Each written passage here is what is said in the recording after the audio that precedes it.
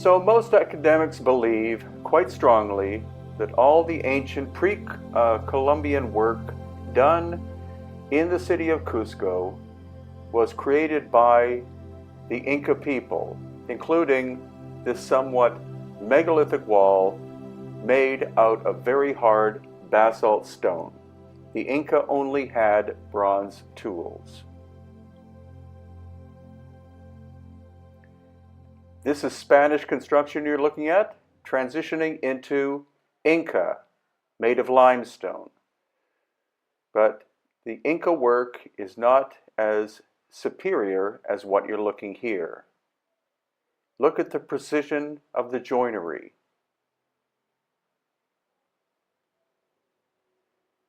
This megalithic wall was made out of granite from a somewhat local quarry, but again, the granite is much harder than bronze chisels. This is Spanish construction, as you can see, quite sloppy. And this is the incredibly precise basalt work, I believe, and many others do now, that this work was done by a culture that had lost ancient high technology and existed long before the time of the Inca.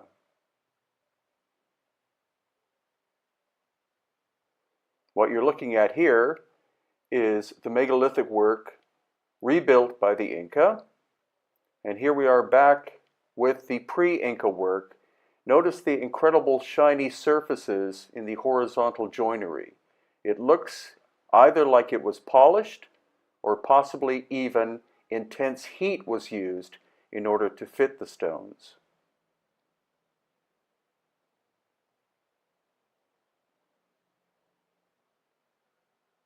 And here, in this other ancient wall, we see possible signs of catastrophic damage created by heat, possibly by an ancient cataclysm or even heat strike from the sun. And this wall tells the whole story. Notice the megalithic granite blocks on the right, and later Inca work on the left. And now we're inside of what is called the Coricancha, again a basalt construction, and look at the astonishing accuracy of the joinery. Again, could not have been done with bronze tools. It had to have been done utilizing some form, or forms even, of lost ancient high technology. This work would be very difficult to do today, including this tiny stone put in there. As we walk through the Coricancha again, we see astonishing accuracy. These walls average 3 feet thick, and there is no gap from the front all the way to the back. And this lintel, or this recess area, you can see is almost perfectly level.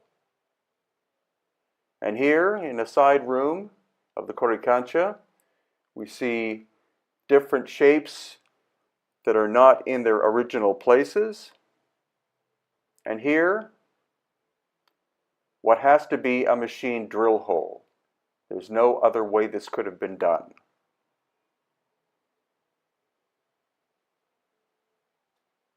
Once again, just showing you the accuracy of the horizontal joinery. The vertical joinery, we see gaps, but that's because of a massive earthquake that happened probably in deep, deep antiquity.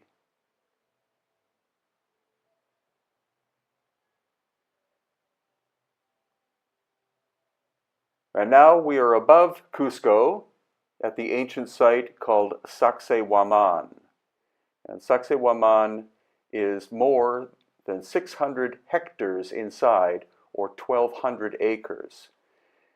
Now, what we're looking at here is not so much incredible accuracy, but just very strange, heavily eroded surfaces, again, that had to have been done with some kind of lost ancient high technology.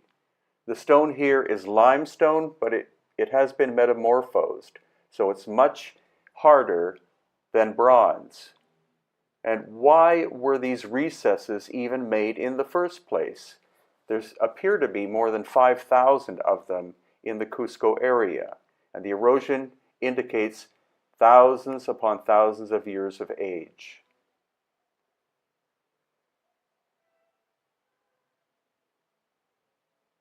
As well, there are stories of tunnels in the Cusco area, ancient tunnels underground that go supposedly for miles upon miles. One theoretically goes from Tiwanaku in Bolivia to Cusco. But we're going to explore this little one. It could very well be natural in terms of formation, but it obviously appears, due to the polished surfaces, that someone, possibly the Inca, expanded the width and height of it in order to make it useful for ancient ceremonial purposes, or possibly even for conducting water. So as we walk through this tunnel, which in some areas is pitch black, once again you see these polished surfaces, likely not simply from people's hands, maybe some kind of ancient technology, and then as we come through, we see an Inca wall on the left-hand side.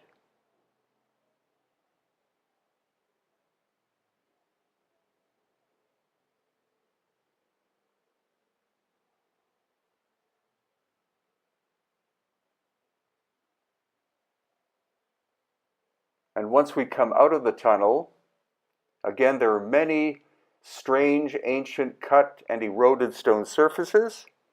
And what we're going to walk to is this giant outcrop of stone called the Chincana. And Chincana in the Inca language means tunnel. So there is a possibility, even probability, that there is a tunnel entrance nearby this stone which goes all the way to Cusco. Here we see eroded Inca stairs. And now we're looking down at the massive Chincana shape. The Inca would call this a huaca, which means sacred place, and again, there are many of them. And as we approach the Chincana, again, you see all of the eroded and carved surfaces in the metamorphosed limestone. Are they actual ceremonial staircases? There doesn't seem to be a true pattern with them. And this place, possibly 1 out of 1,000 tourists will see. It's very close to the huge Sacsayhuaman wall, and yet most people, most visitors, don't even know it's there. That's why it's good to come with Hidden Inca tours.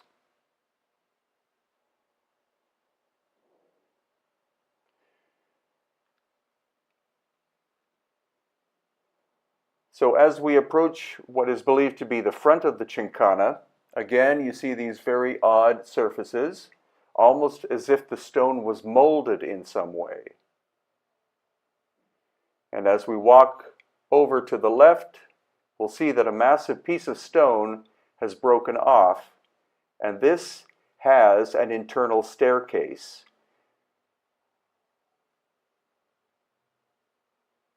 There you can see the pattern of the stairs going down in the center of the screen, and then the internal staircase. There again, the pattern of the internal staircase. And the erosion, again, of these surfaces make it very ancient. There are, in fact, 2 staircases. One is upside down. And here we have an Inca wall that is constructed, because at every ancient megalithic site we do see Inca presence as well. They revered these ancient places.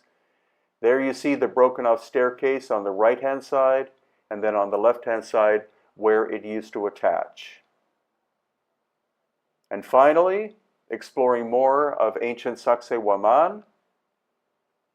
The famous wall is about 1/4 kilometer in the background. And here we have an area that could be Inca, but more likely it's much older because it was buried up until about 10 years ago. So once again, this area is about 1/4 kilometer from the famous huge megalithic wall. And now we're going to be looking at some more strange cut surfaces. And to see more, you'll have to see the next video, which will be coming up on my YouTube channel quite soon. Is this an upside down staircase? Was this giant block flipped over by a cataclysm? So here we are back up at Sacsayhuaman, which is located above the city of Cusco, and we're looking at obvious megalithic remains. There's a mixture here, of course, of work done by the Inca, probably about 90%, but then we see clear evidence that the Inca discovered megalithic works done in quite hard, metamorphosed limestone. And this is a clear example of that. You see these relatively flat surfaces that have been cut into the stone, clearly done by some kind of lost ancient high technology. As the Inca were a Bronze Age culture, there is no way that many of these surfaces were done by them. They were found by them. We also see cataclysmic damage here too, where these giant stones were snapped and even flipped over. Again, more intriguing flat surfaces, and look at the cracks and breaks in the stone. It's clear that the flat surfaces were made first, and then some kind of cataclysm damaged these giant stones. This is a rhyolite stone outcrop located at Sacsayhuaman, and it's quite possible that this happened at the time of the ancient cataclysm about 12,000 years ago. It's a volcanic extrusion. And here again, more flat surfaces that some people regard as being quarries, but again, the Inca could not have efficiently cut this material. So it's very likely that the Inca found these megalithic sites and then turned them into places of worship and ceremonial spaces. Now here we are, we get our first view of the city of Cusco. Some people think that Cusco is a small town, but in fact, it's a population of between 500,000 and 1 million people. And here is where we're going to get our first view of the giant megalithic wall that the Inca found at Sacsayhuaman approximately 1,000 years ago.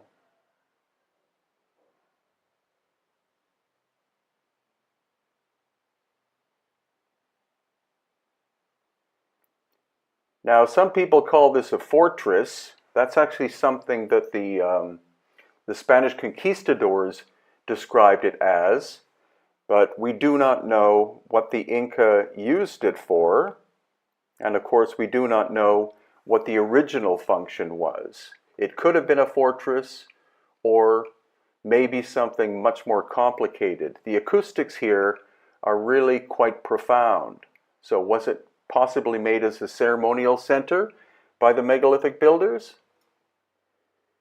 And now we're going to see how big these stones are.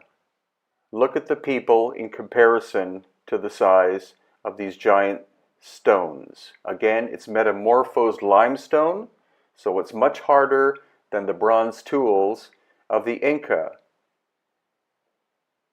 In terms of scale, some of these stones weigh 40 tons, and there are at least two, such as this one, that weigh about 120 tons. And the quarry is approximately 3 miles away, and we've been there, and we can see no quarry marks. Now here, once again, the sense of scale, and also how tight-fitting the stones are. Any gaps that are present are earthquake damage, maybe from the time of the cataclysm, maybe from Inca times, but it's a sense of size, scale, and precision which is absolutely profound. Now, when you see smaller stones in the upper areas, that's an indication either of Inca repair or possibly even more modern repair work. And there on the right side, upper area, you can see the smaller stones. Much of that is presumed to be Inca repair work done somewhere between 1,000 and 500 years ago. And as we go past these two giant megalithic blocks, have a look at the staircase. Notice that the stairs are made of small stones with mortar. So this is an Inca construction at the megalithic site. It appears that there were no megalithic staircases originally, which is very curious. And there again, the stairs are Inca, smaller stones with mortar.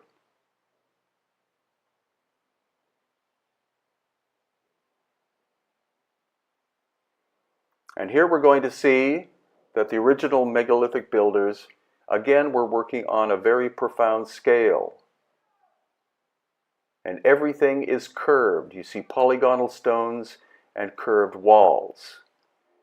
And it also appears that they made animal designs. This seems to be a snake design that was incorporated into the construction of the wall by the original mysterious megalithic builders.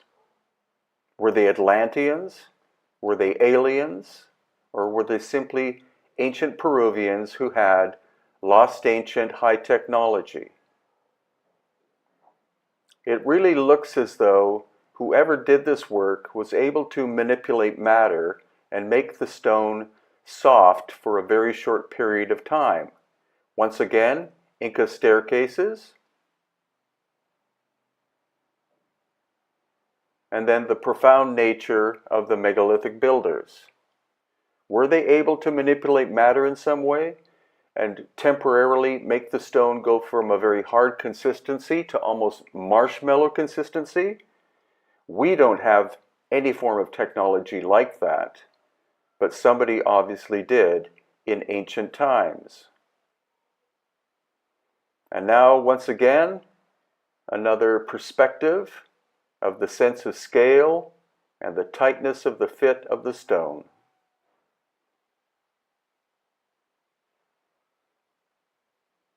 And now we're at a location very close to Sacsayhuaman, which is called Kenko.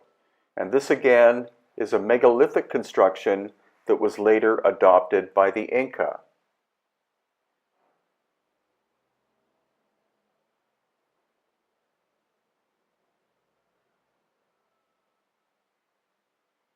And what we're doing here is we're going into quite a long labyrinth.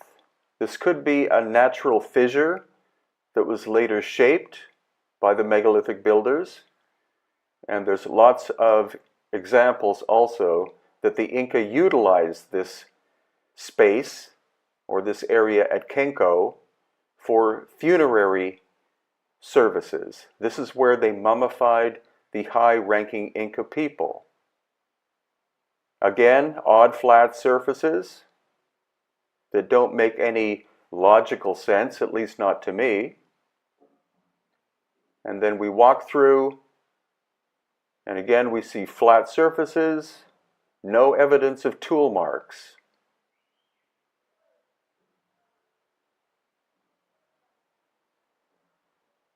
And there in the center is a curious knob. What is it for?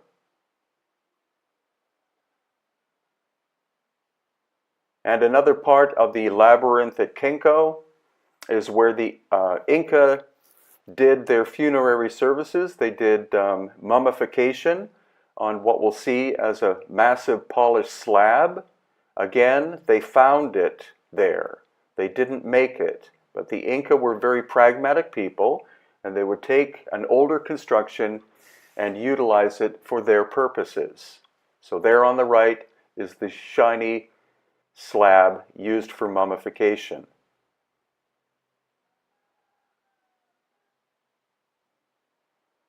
And now out we go, and Kenko is a massive, almost hill of one single piece of stone with lots of surfaces carved on top of it. And as we walk through the city of Cusco, you'll see how complex the stonework is. You have megalithic work, then you have Inca work, and then you have Spanish colonial. That doorway there was originally megalithic, and next to it, some Spanish colonial work, even utilizing concrete as a mortar, and then original polygonal Inca, and then another repaired section of wall, and back to polygonal Inca again. So every street in the ancient part of Cusco is super complicated in terms of construction and timeline. And as we continue to walk, once again, you see the smaller polygonal Inca work, and then a megalithic section of almost cube-like shapes. That stone is basalt, and it was brought from a quarry more than 50 miles away. And once again, here we have Spanish colonial on top, and then some Inca repair using ancient basalt stone, and then the original megalithic basalt construction. And here again, megalithic basalt on the left, Spanish repair work, really quite sloppy, and then original Inca. This is the metamorphosed limestone that is also found at Sacsayhuaman, which is about 1 mile away. And remember, the basalt quarry is 50 miles away. And this wall appears to be a reconstruction effort by the Inca, utilizing the basalt that they found, the damage from, again, an ancient cataclysm. Cusco is much older than the Inca. And finally, what we're going to see is something that most people do not know about, and that is that the Inca had a glyph system. You see those squares? Those are called tokapu. So that is the glyph language of the Inca people.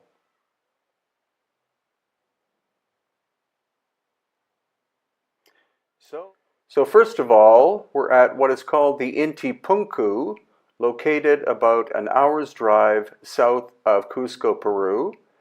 It's also known in English as the Sun Gate, and is a combination of megalithic construction, which the Inca found about 1,000 years ago upon their approach to Cusco, and they decided to rebuild it. So the large stonework is the megalithic basalt work that they found, and then the smaller stonework is what they added to the site.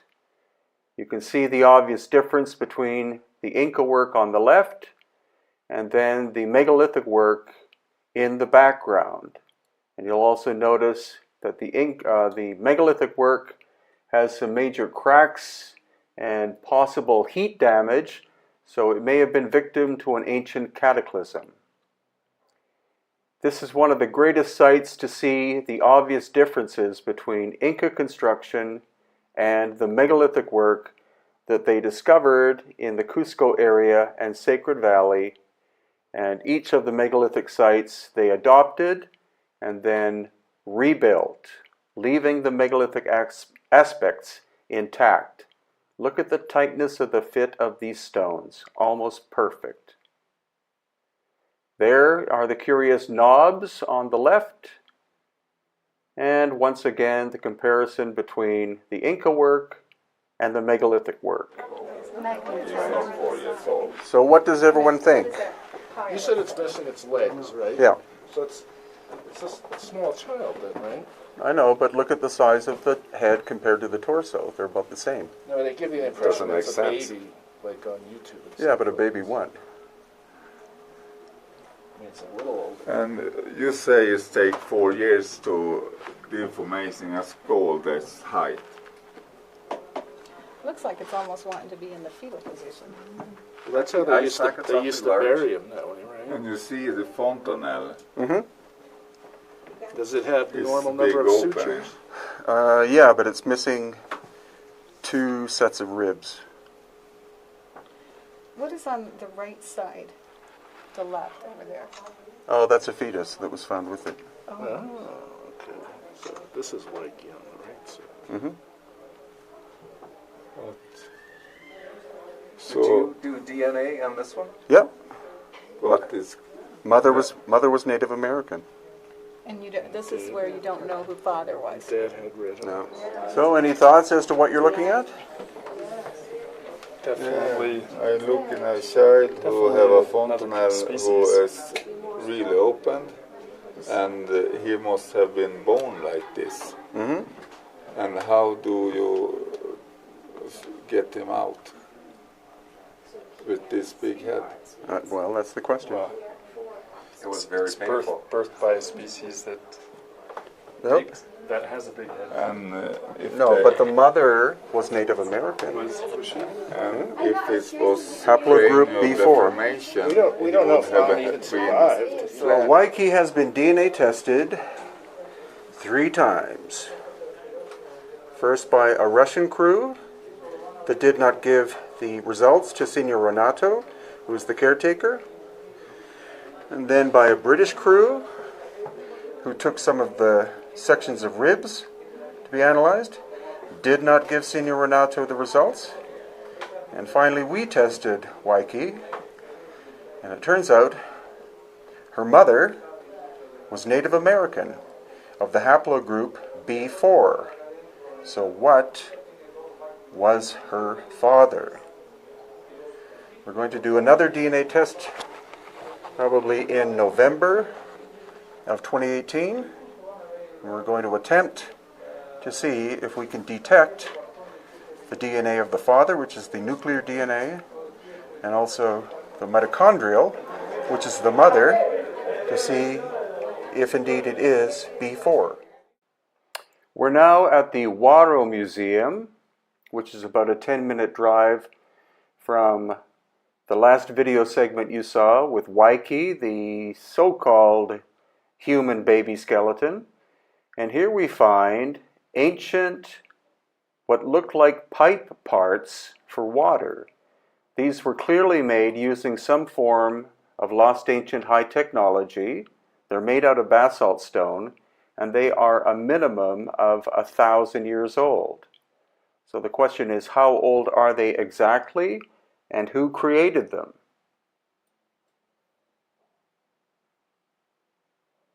And once again, here is another section. You see that it's a right-angled bent pipe made out of basalt stone. It has a male and female coupling. And then here are some glyphs located in the Waro Museum. No one has been able to interpret what they mean. Again, they're likely to be at least 1,000 years old, and as far as I can tell, nobody knows what culture created them. It's a great little museum, a little bit out of the way, but about an hour's drive from Cusco.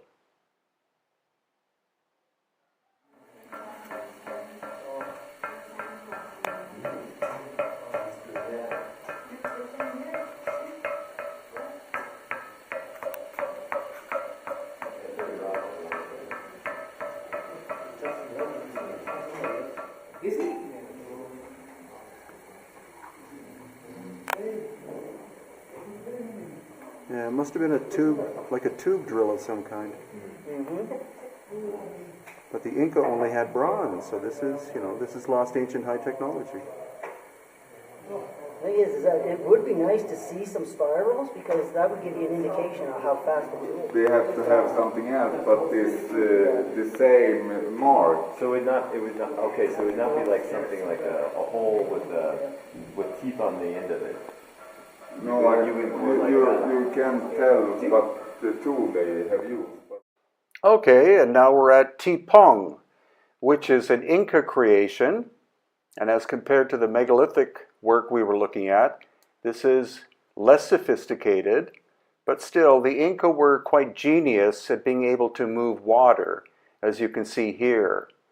This little waterfall, which is part of the irrigation system, is still running after more than 500 years.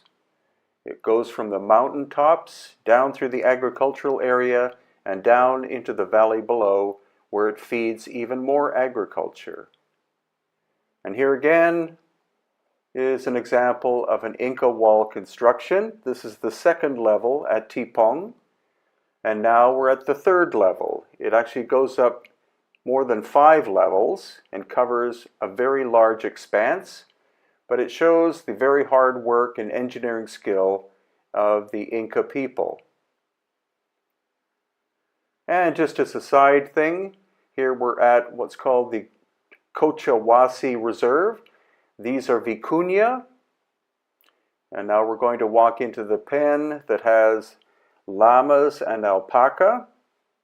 So this is a family-run institution. They get no assistance from the government, and in that way they get no governmental interference. And they simply collect animals found in the area that are usually injured or were kept as pets and then abandoned. And a great opportunity here to see one of the rare speckled bears or spectacled bears that live in the jungles, high jungles of Peru. And the flight of the endangered condor. The Andean condor, there are only about 700 left in Peru, but they have a breeding program at Cochahuasi. And here you see the magnificence of an old condor. He's 60 years old. His name is Malku, and he'll probably live to be 90. As well, we're looking at the ingenious way that local people still dye wool.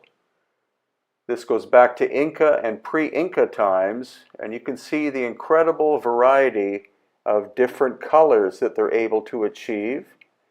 Absolute genius work by the indigenous people of Peru. And here is a traditional weaver working on a small garment or textile. And something like this will take her probably about 2 months to complete. Now we're looking down into the Sacred Valley at Pisac. Pisac is a major Inca site, and here you're looking at huge terracing that the Inca did more than 500 years ago. And this is more of the terracing at Pisac, an amazing achievement by the Andean people. And after this, we're actually going to go into the complex at Pisac itself. So here we are at the entrance. We're walking towards the fortress area, which is the only official way to get in recent times, and also during Inca times. And it's very narrow, so that an army that would try to invade Pisac would have a very difficult time and could easily be picked off by the Inca warriors standing above them. As you can see, only 2 or 3 people in width can walk into the official entrance of Pisac, and it's a huge complex, almost the size of the more famous Machu Picchu, but it's much cheaper to visit Pisac than Machu Picchu, and in some ways it's as equally interesting as Machu Picchu itself, though again, not so world famous. But if you do visit Peru, especially Cusco and the Sacred Valley, it's a smart idea to visit as many of the ancient sites as possible, because each one does have its own character.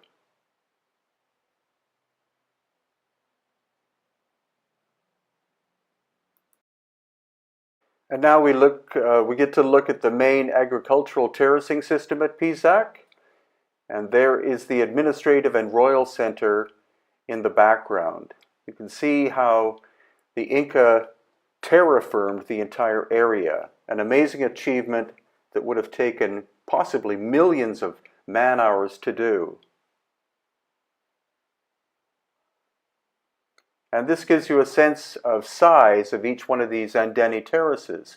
They are between 8 and 10 feet tall, and in the case of Ollantaytambo, which is another ancient Inca site, the terracing system. Each terrace is at least 12 feet tall. So again, an amazing achievement by the Andean people. And now, as with other famous sites such as Ollantaytambo and Sacsayhuaman and Machu Picchu, there is a megalithic element here at Pisac. So if you look at the wall right in the background, you'll see it's of megalithic nature. It was created long before the Inca using lost ancient high technology. The stone is not from this area, but it's from a quarry probably at least 40 miles away, and is very hard basalt stone. So the Inca found this megalithic wall and constructed their Inca Pisac around it.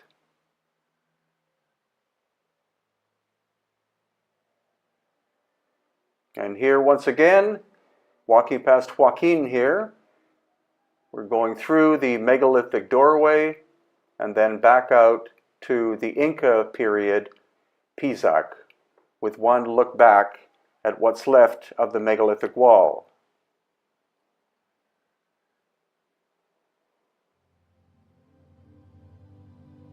So if you're going to visit Machu Picchu, definitely take time and also visit Pisac, Ollantaytambo, Sacsayhuaman, and more.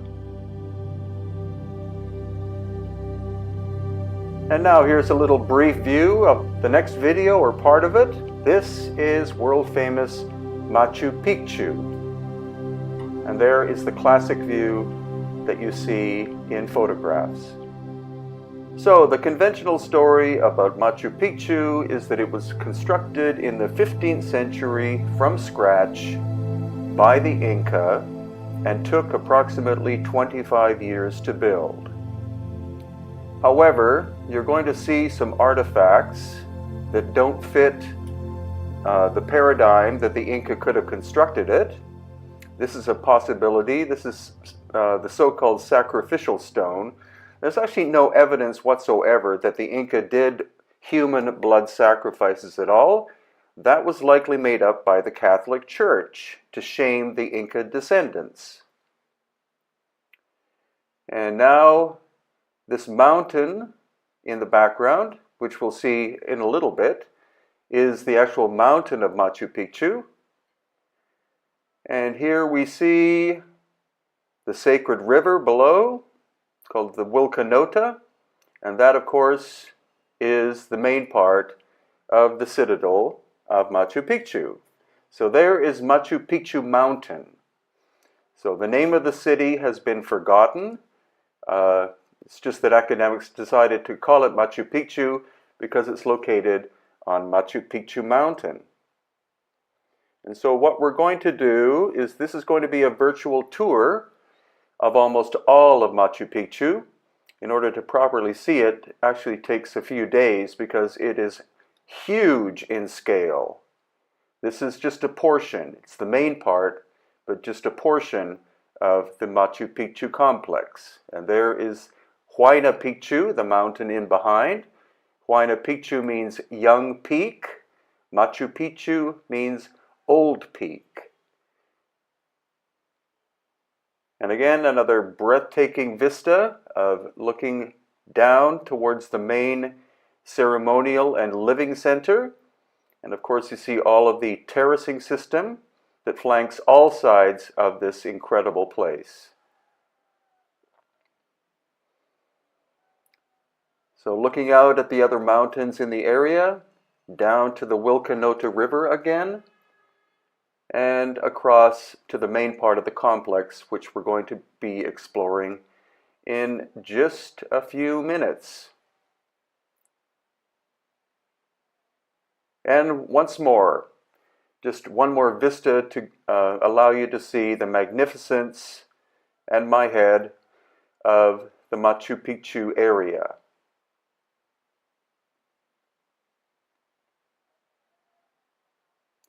It's actually highly likely, or most probable, that the Inca discovered Machu Picchu, and then they were so blown away by the mastery craftsmanship of the core area that they decided to make it a major center.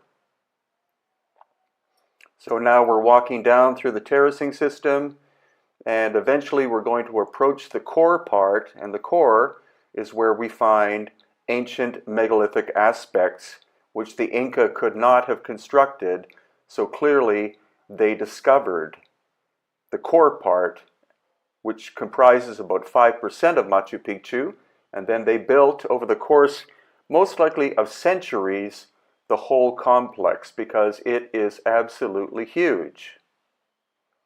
So here we are walking down the main ceremonial road that actually leads to Cusco, if we go backwards. And this is one of two major ways in ancient times to get into Machu Picchu. The other one is on the backside of Machu Picchu mountain and would lead you to the last Inca city called Vilcabamba or Wilcabamba. And this is the main gate in traditional times to enter into Machu Picchu. So this is how the royal Inca people would enter Machu Picchu from the city of Cusco, which was of course their capital. And what we're seeing is Inca period construction. You can see there are gaps in the stonework. There's some filling that was done with small stones and also clay mortar in some cases. But it is possible that this main gate was originally megalithic and was rebuilt by the Inca. Notice the small stones on top. So here we are proceeding down towards the ceremonial core. And again, here we're looking at basic Inca construction. This is looking back at where we started this adventure. And here again, Inca construction. Relatively rough, various sizes of stones put together. No surfaces are especially well done. And all of the stone of the construction of Machu Picchu came from the mountain itself. It's all white granite. All of these mountains in the area are all solid white granite. Now the curious thing about Machu Picchu is that you can see they're big flat surfaces, whereas all the other mountains in the background are peaked or rolling.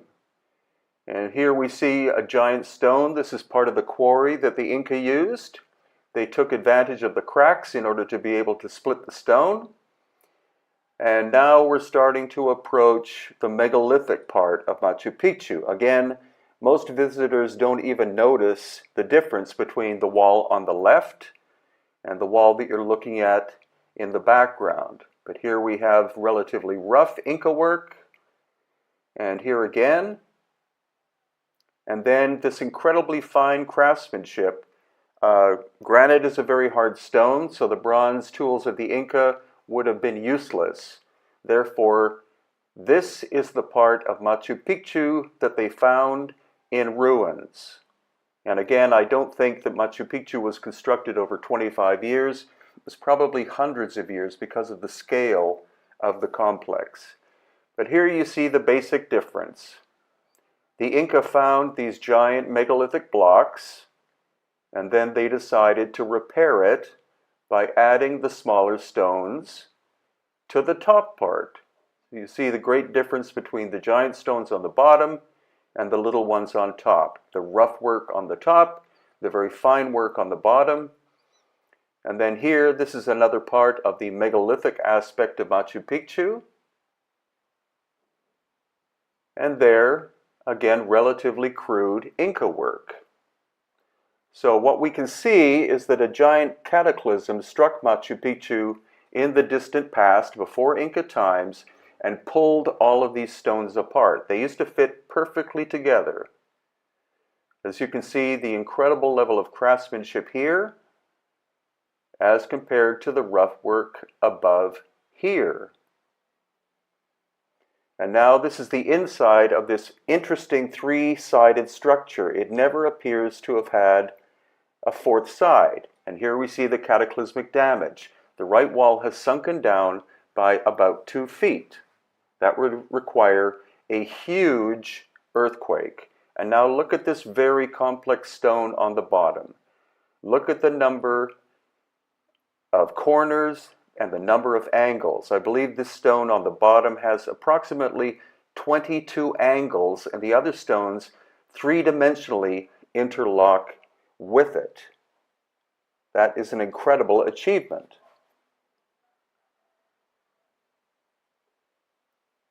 And then here we're looking across to the other side of Machu Picchu. This is mainly Inca work, but here we see the megalithic work that was repaired.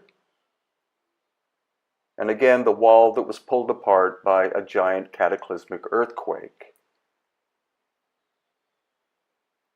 And this mountain was shaped by the Inca, or this rock was shaped by the Inca to reflect the mountains in the background, which is quite curious.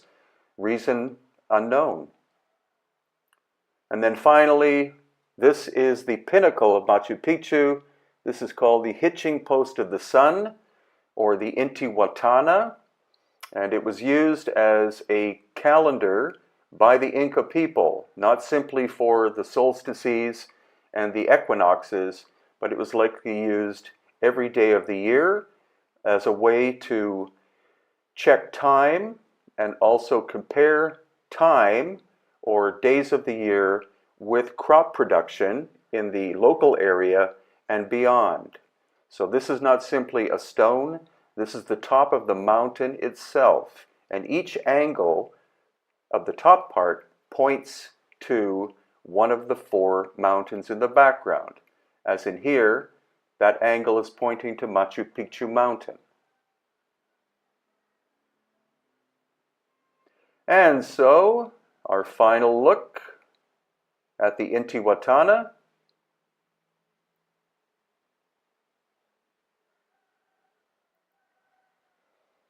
Now this is one of the largest Inca and pre-Inca megalithic sites in all of Peru. What you're looking at is just part of what Ollantaytambo is. It's absolutely immense, and again shows a combination of megalithic work, such as these blocks you're looking at here, that are not in their original position, and massive Inca terracing that you see there. So here you see broken remains from a megalithic structure that fell down from on top of the hill above in the center of the video, and then they're simply put into place by the archaeologists. So the original position of the blocks is up on the top of that hill. And as we look at them, it's a sense of scale, and then you see these strange, almost like as if this stone was a big chunk of butter and the surface was troweled. So that's very mysterious. And here, as we walk past some megalithic blocks, what you're looking at is the actual bedrock of the area. It's a kind of shale or slate. And then what we have are these giant blocks of rhyolite. And rhyolite is a type of granite, but it's not found exactly in this area. It's from the top of a mountain across the other side of the Sacred Valley of Peru. So here we're looking at a wall. It looks megalithic, but in fact it's Inca, reconstructed from the rhyolite blocks. And here we have a standard Inca period wall, again reconstructed from local stone and the rhyolite. So let's go and explore as much of Ollantaytambo as we can in this 13-minute video. Here we have an Inca fountain system.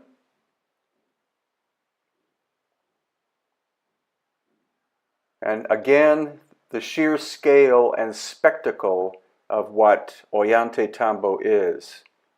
Clearly one of the most impressive of all of the ancient sites in Peru and Bolivia as well. So we're walking across this bridge. And again, all of this area is Ollantaytambo. It's more than 600 hectares in size. And then we come to this very curious fountain.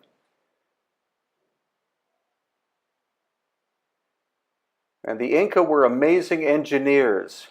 They built in a magic trick that I'm going to show you right now. You see the water's flowing out. You run your finger across and it runs straight down. And then it runs back out. And then it sticks to the stone once again. That's called surface tension. So here we're farther along inside Ollantaytambo. Again, the massive Inca terracing systems. These are 3 meters or about 10 feet tall per terrace.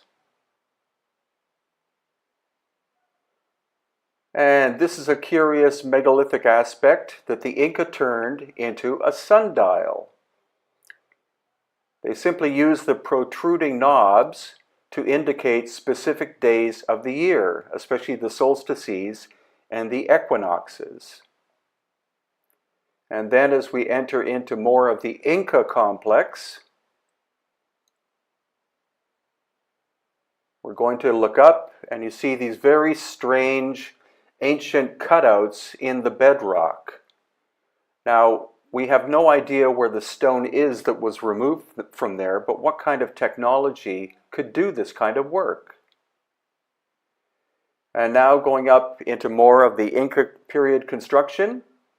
Again, you see that the Inca period construction is relatively crude as compared to the megalithic works we're going to see.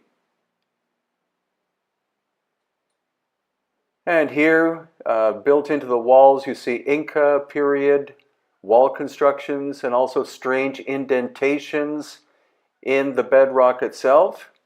So this is a contrast between the megalithic construction, which is the indentations, and these relatively crude walls built by the Inca. About 10% or maybe 5% of this site is megalithic, and the rest is all Inca, just like what we see at Machu Picchu.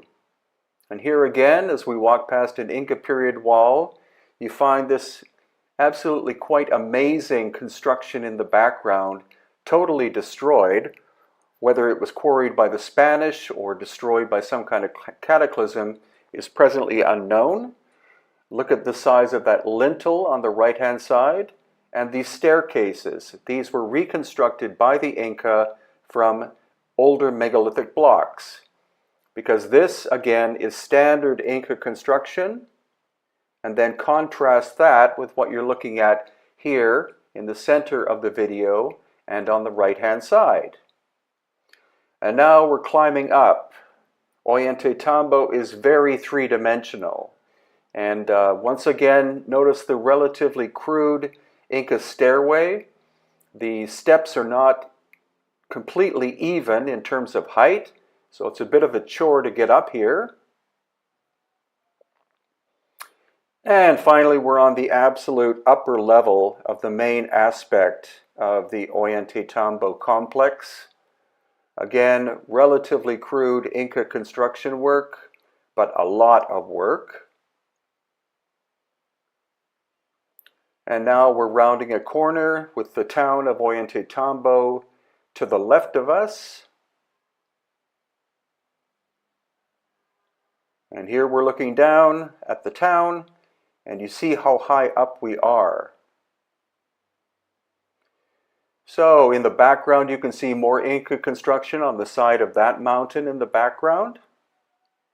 And now we're entering the area where we're going to see some pretty profound megalithic work, as well, of course, as tons of Inca later construction.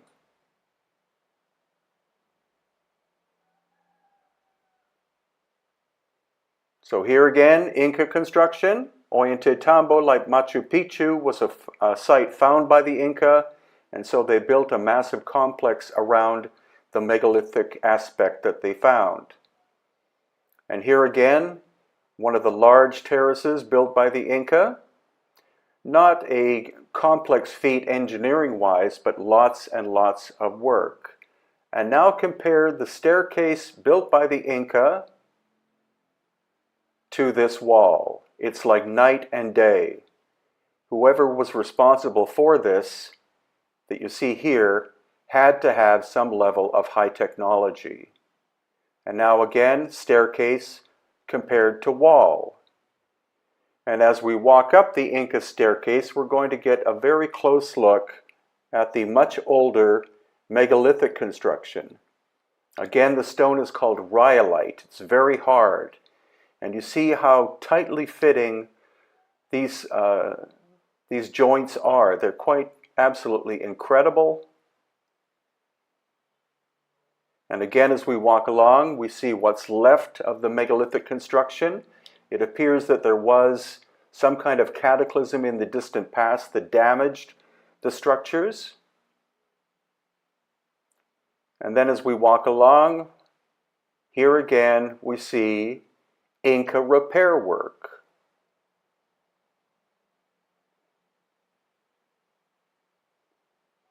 And yet again, the incredible tightness of the fit of the megalithic.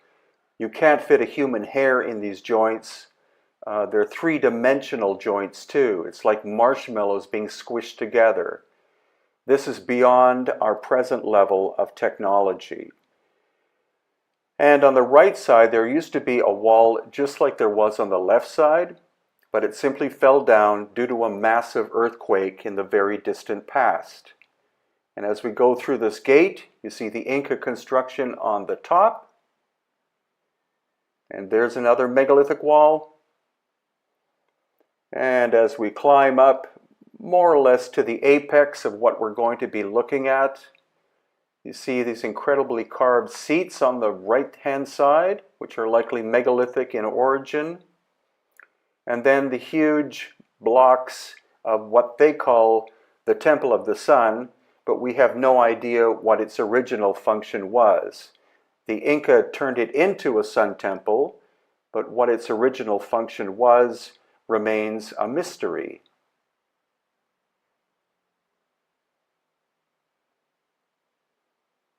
And this is very interesting because here we see an example of the ancient cutting technology of the megalithic people.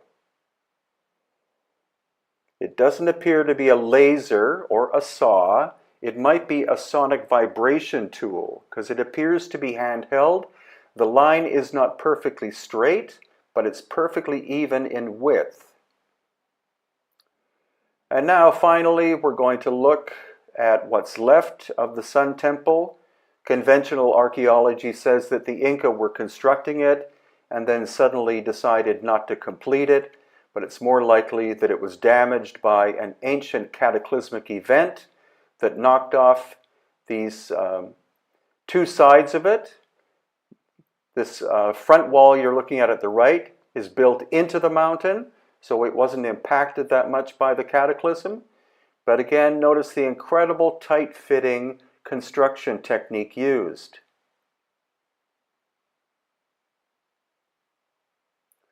And the quarry for this rhyolite stone is across the valley on the left, on the very top of the mountain. There actually is no trail that leads to the quarry. So that's what makes Ollantaytambo one of the most spectacular sites. It's much more complicated than simply an Inca construction.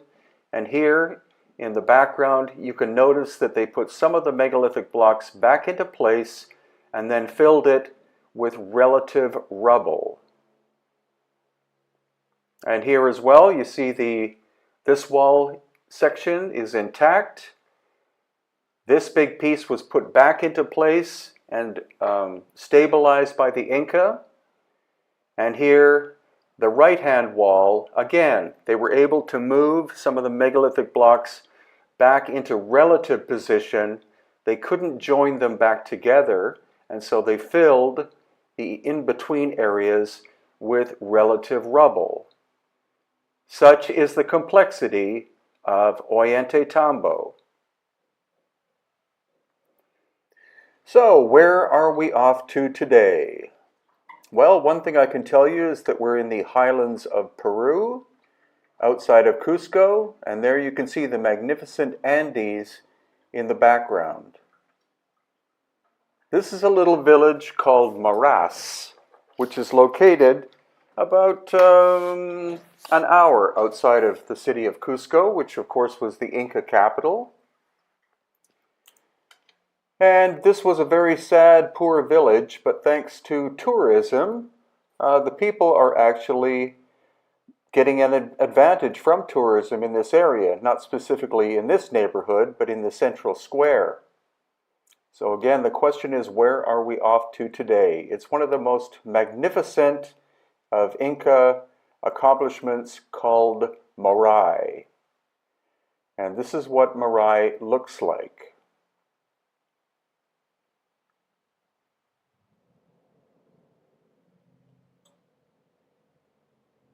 You see this incredible series of circles.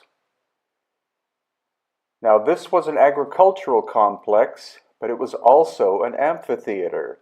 So during the growing season, it was an experimental station for the Inca, and off-season, it was used as an amphitheater to celebrate Pachamama, or Mother Earth.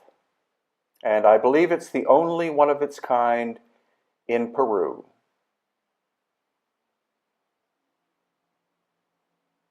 Now we're walking through the streets of Chinchero, and Chinchero is an Inca town. You can see the Inca foundation walls, and this is a very curious doorway frame that was recycled from a much more ancient structure. The surfaces are perfectly flat. And now we're looking at the actual Inca work at Chinchero. But notice the tight-fitting stones at the bottom half, as compared to the top half. And also notice that the lintels or cross pieces are of a different kind of stone. The lintels are made of basalt, and the quarry for the basalt is some 50 miles away. And here again, you see the staircases are also made of basalt from the same quarry. And then here, we're going to see something quite spectacular because Chinchero is a huge site. It's a combination of Inca and also much older megalithic work. And we're going to see some very curious cutting and shaping that was done in pre-Inca times, and then the site was later adopted by the Inca, somewhere between 700 and 1,000 years ago. So you see the probable Inca wall on the right, and then this amazing cut staircase in the bedrock itself.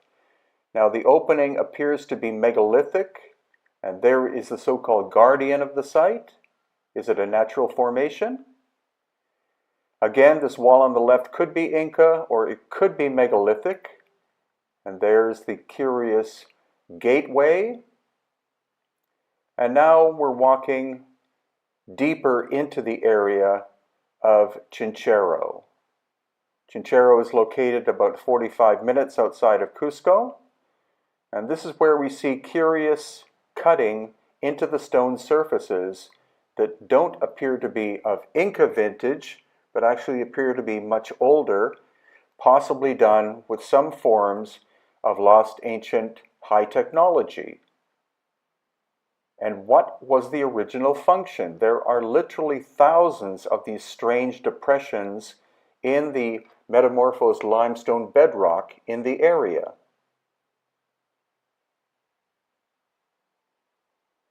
And here we're actually looking inside. This is a passageway, probably natural originally, but then the surfaces of the walls were shaped. And here again, as we go deeper into the Chinchero location, again, we're going to see more of these mysterious cutout shapes. Some people, of course, will say that this was a quarry, but where is the stone that was actually quarried? And what kind of technology was responsible for doing this kind of work? The Inca were a Bronze Age culture. This is quite hard stone. And then we find mysterious outcrops like this that again were shaped. Some appear to be seats, but seats for whom? and for what original purpose?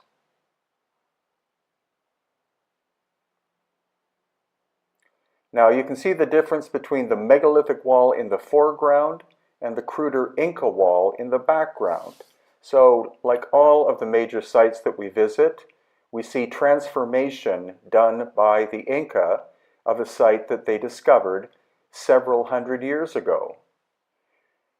And this is called the sacred place of the stone condor. Notice the seat. Who sat in that seat? So you can see that Chinchero is absolutely massive, and it's actually much bigger than what you're seeing in this video segment. It is several hundred acres in size, and again we have a combination of what is probably megalithic construction, very tight-fitting work, and then later Inca construction, which wasn't quite as good, or actually, to be truthful, quite inferior to the original megalithic work. The mystery still is, who were the megalithic builders? Where did they come from? How did they do this? And what happened to them? The theory that some of us have is that this work was originally done 12,000 years ago, just prior to the end of the last ice age, or possibly even older than that. Now here again you see the megalithic construction in the foreground, the cruder Inca work in the background, and then the facade of the church is made of basalt stone, which came from a quarry 50 miles away. And what caused this interesting damage to that wall?